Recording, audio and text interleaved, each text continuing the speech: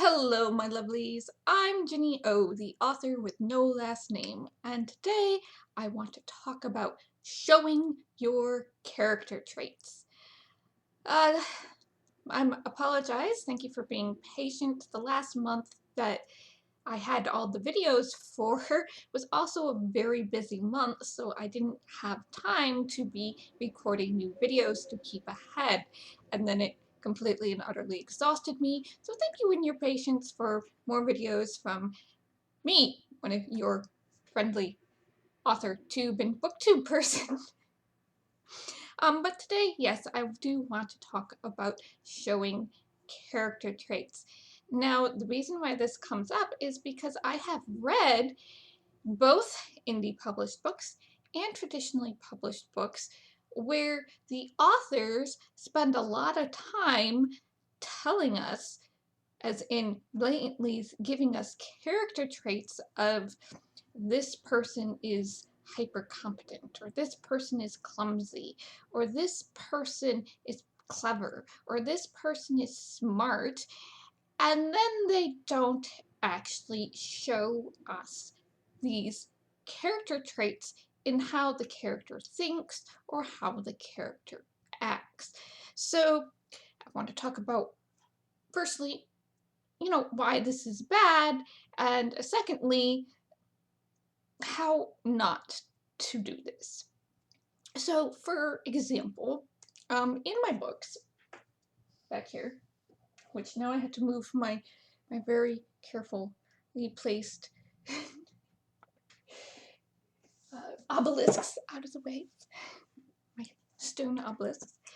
In my books, in the Lone Prospect, the main character, Gideon, of 3, I have a character document that lists him as hyper competent when it comes to things like security and shooting guns and climbing trees and things like that. You pretty much give him anything that has to do with military or security type work, and he's a jack of all trades. However, as soon as you put him into any type of romantic situation, he is completely and utterly lost. He has no idea what he's doing. Now, I could tell this to you. I could say that he's hyper competent or whatever, and I could say that when it comes to Savannah, he has no idea what he's doing because he can't even figure out, outside the fact he thinks she's attractive, whether he likes her or not. He has no idea why he's doing what he's doing. I could say that, but that would be very, very boring.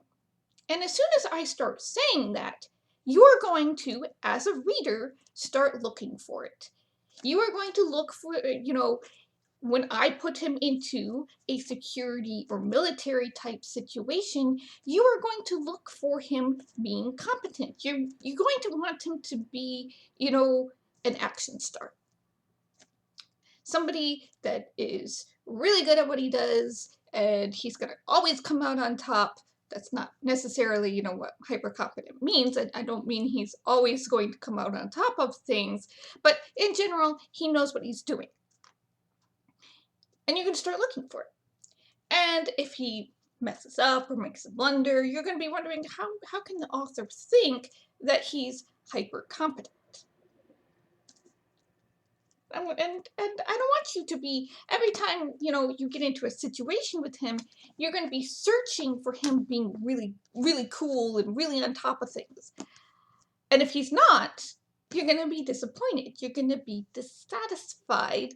And you're going to be wondering, why does the author think he's this type of person when he's very clearly not? Like I said, I've seen this both in traditionally published books and independently published books. The one that's kind of making me go, maybe I do need to talk about this, was actually a medieval fantasy where I was like, not only are you telling me character traits, you just somehow didn't do the research on medieval, but, how things go.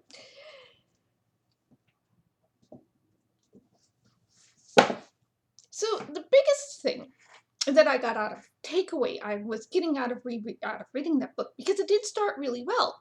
It started off by showing me these things about the characters, not just blatantly telling me character traits from one of the characters' point of view. It was the point of view of a older woman looking back when she was a young girl traveling with this older man whom she was apprenticed to. Not the way to do things, by the way. It was not adding anything at all to the prose or to the story. So I don't know why it was doing it. It was actually kind of confusing. So because I couldn't tell, am I in the head of the older woman or am I in the head of the younger girl? So as the story progressed, it felt like there was less and less of an editor poking at them to go, you have to show this, you have to show this dust. And things became more and more and more and more, rote in being told to us flat out, instead of being shown in the characters' actions and in the characters', words, kind of things. What are they doing? What are they thinking? So if I'm being told that, you know, this person is an honorable man who feels very strongly about justice, I really want to see that this man is honorable and does the right thing and has integrity all the time, and even when nobody is looking, and is a just person. I don't want to be told this. I want to be shown it through their actions. So it was getting to the point where I felt like, A, the main character of the book was actually this man, and I really wanted to be in the point of the view of the man and not the girl. But at the same, and also, I could not see, how this person was an honorable and just person who cared about justice. I couldn't see it through their actions. It was like I was like waiting and waiting and waiting and waiting, and I'm like, So I got to like halfway through the book, and I was like, I really can't take this anymore. So once again, every single time that you tell a character trait, and I'm talking specifically for an adult audience. Now, if you're working in late children's, early middle grade, you might be telling character traits. Just so you know, it doesn't go over your... The younger audiences don't have the reading comprehension yet, or the reading between the lines type of literary analysis to be able to always think about, this is what your character is supposed to be like. I'm talking very, very early middle grade, late children's, when your syntax is still rather simple, versus something that's geared more, even a couple years into middle grade, or early young adult. So, but I'm talking mostly about adult. By the time you reach adult, you should have enough literary analysis in your head and enough reading comprehension to be able to tell through the characters' words and actions what type of character they are. I think in Serpent Smile, I do have Savannah going. She thinks she's thinking that she is not a very good investigator because she is not a subtle person. And then I made sure to go on and prove that she may or may not be a good investigator, but she most certainly is not a subtle person. Something about pulling a gun and some snakes. But that's because that is at least me as an author having the character going, I don't think I'm this type of person. And then I have in the choice of the prose to either prove that she's unreliable and be wrong, or prove that, she's at least half right, that she is halfway good at, She might be good at investigations, she just doesn't do them very often, but she's not, she is very much not a subtle person, and that's okay, because that means I, as an author, at least am being somewhat consistent.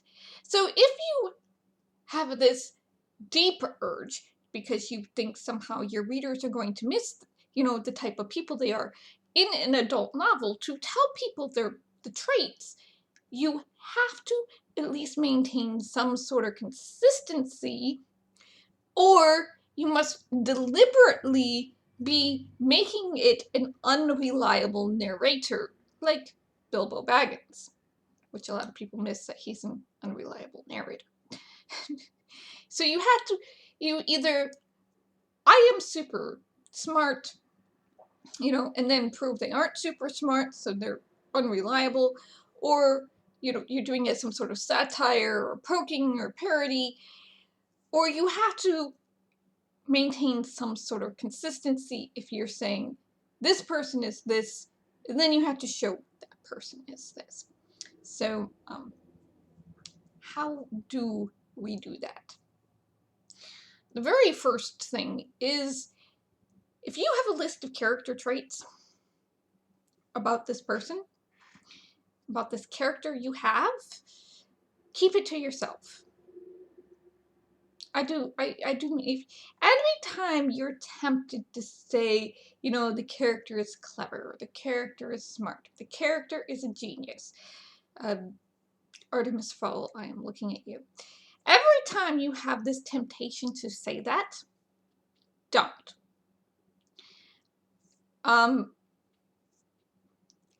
It's, the character is patient.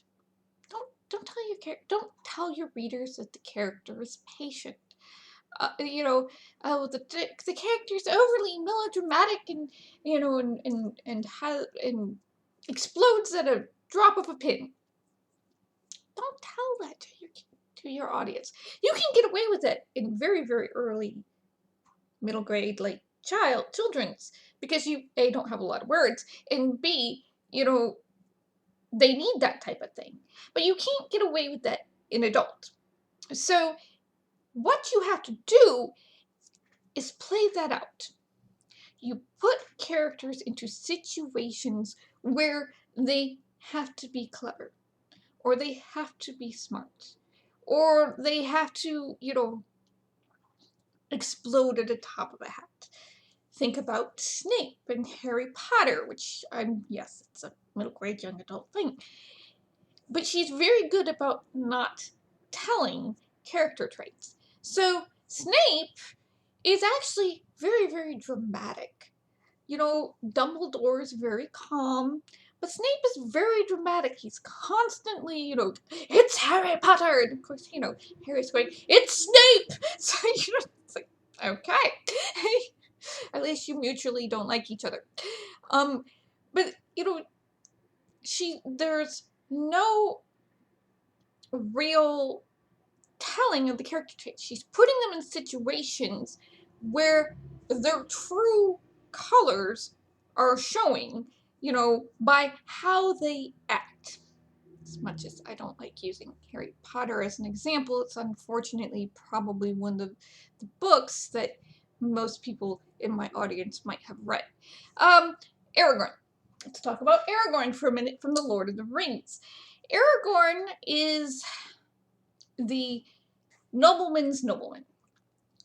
He spent 80 years of his life with Dunedain and wandering the wilderness and learning how to be a good king, basically. Learning about the needs of his people so that he can be a good, honorable, and just king.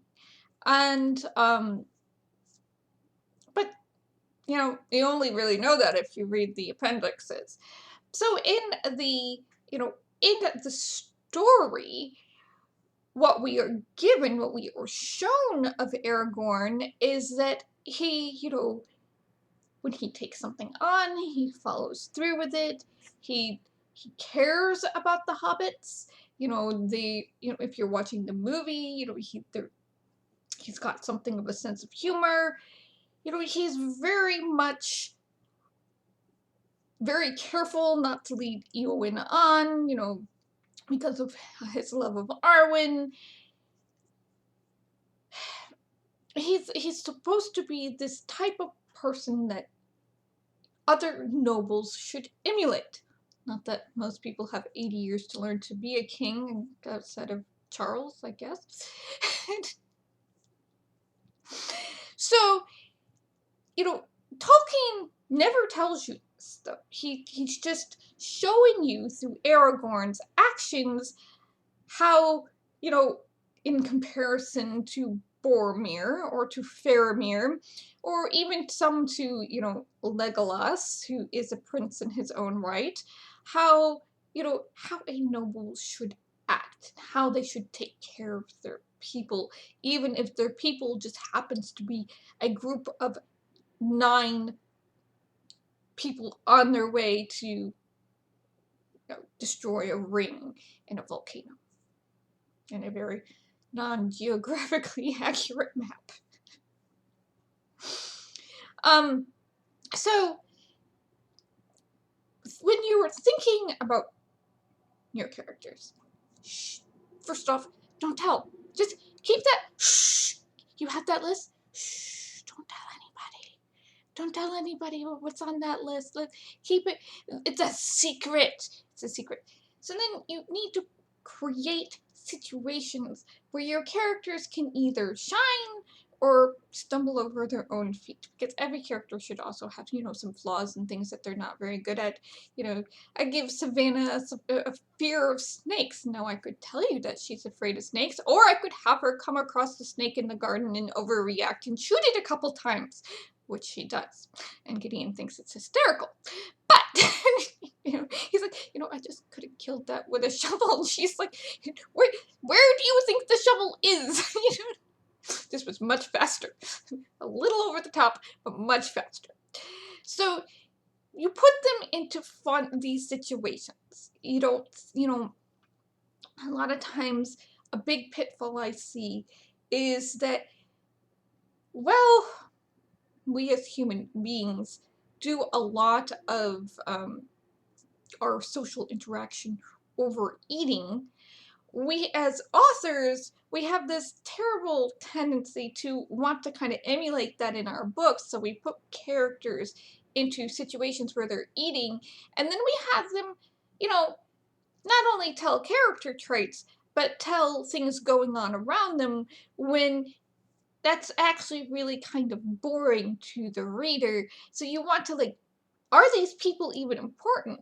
So as you are going through the story, you need to introduce the people who are important, not through a conversation, and don't tell their character traits through a conversation between people, but by actually meeting them and having them interact with the character in one way or the other. Another way to do this is body language. So you have their actions, and then you have their body language. So the body language is kind of like the expression of the action. So here I am talking with my hands, as I tend to do, and a lot of times you can't see it because it's underneath the camera. So let me bring it up here to the camera. I'm sitting here talking with my hands. Now that is a body language. That is something characters can do to show their type of, their emotions or their character traits. So, if they're fidgety, or, they're wringing their hands, are they anxious, are they tugging on something, are they scratching, are they, are they shifting their weight from side to side, that is body language to help keep the, show through what they're doing, how they are feeling, or what type of character they are, or things like that. Now, body language takes words. It slows down the pace of your stories. And sometimes if you do too much body language, it's gonna make people feel like your characters are really, really, really, really twitchy. And you don't want your characters to feel twitchy. So this is a time also when you might end up doing things like they're blushing, so they're feeling their face heat up. Or when they're crying, their eyeballs are tickling, or maybe they're, maybe they're afraid, or, they're suddenly very cold, so they're getting goosebumps or whatever. Now, some people like this type of description, some people don't. What this type of description, of emotions being done through your body, like if your heart warms up, or your stomach clenches and twists, or you're feeling ants in your brain. What this is supposed to do is supposed to um, kind of sink the reader into the character. Some people like this, some people don't. But it is very important to make the person feel like this character is actually interacting with their environment. If it's hot out, are they sweating? If it's cold out, are they shivering? Is there stuff coming out of their mouths? Are they a person who likes the cold, or are they a person who likes the heat type of thing? Are they getting dewy? Are they sweating, or are they getting dewy? That's a very important character difference. Might tell you where your character is from. If you're from the north, you get sweaty. If you're from the south, you're just dewy, okay? um, so, thinking about your description. And the last place is, how do your characters think? Some people in conversations are not thinking at all. I have this problem. I don't think at all, usually in conversations. So a lot of times I go back and I'm like, I wish I had a better wits rating, so I could try saying that 3 times fast. Could, have better comebacks in conversations. But sometimes people are very emotional when they're thinking, and other times people are very logical and rational when they're thinking. So, or maybe you're in between. Maybe you're very intuitive and following your gut all the time. Or maybe I have one character in a book I'm writing who, she notices all the little details, which is kind of hard to do when you're, you know, keeping your word count at a certain word count, and also very hard to do because you don't want to overwhelm readers with details, even if the character is constantly noticing details, because it's very overwhelming and very tiring. Which, as somebody who does see a lot of details a lot of the time, so much I don't have words in my decorations, it is very overwhelming. It's very tiring. Going to the grocery store is very tiring, especially if it's like Wegmans. Wegmans is very overwhelming. So how they think, and how they think, is going to influence, read a first-person book. One I've got on my shelves currently is Harry Dresden, the Jim Butcher's Harry Dresden Files. Read that. Read something like that. Read something first person, like from an urban fantasy or from a young adult section. I believe The Hunger Games is first person. It's sitting there. I need to read it. Yes, I know. But think about how they observe the world around them, and how do they think, what comes to notice, what do they notice first, type of thing. And that will also help you establish character traits and characteristics, without blatantly telling the audience. Okay. So show your character traits. Don't tell them to the audience. Don't give them a list of things, because that's going to draw attention to those traits, and it's going to make readers hone in on all of the situations you put your characters in, because they're going to expect them to act a certain way. And if they don't, unless you're really clear this is an unreliable narrator, which most books aren't, they're going to be unsatisfied, disappointed, and they're probably going to put the book down, you know. They're not going to stick around. So the way you can show your character traits is, how does your character act in a situation? How are they reacting? What do they do? What is their body language? What's going on physically as they're emoting? And this might be harder because many people don't know what's going on physically when they're emoting, but a lot of times you end up relying on tried and true epithets and metaphors, and some people like it and some people don't. And how do they think? Are they an emotional person? Are they a rational person? Are they a planner? Are they pantser? That type of thing. How do they think? So, in that way, you know, readers can learn to divine what type of character there are. And most importantly, if you do have a list, if you have a character sheet, keep it secret. Keep it to yourself. And every time you're tempted to say they're clever or they're this or they're that, erase it. And then go through the situation, go, how can they be clever? How can they be smart? How can being clumsy work or not work for them? What can go wrong here to show what the character is like as a person? All right?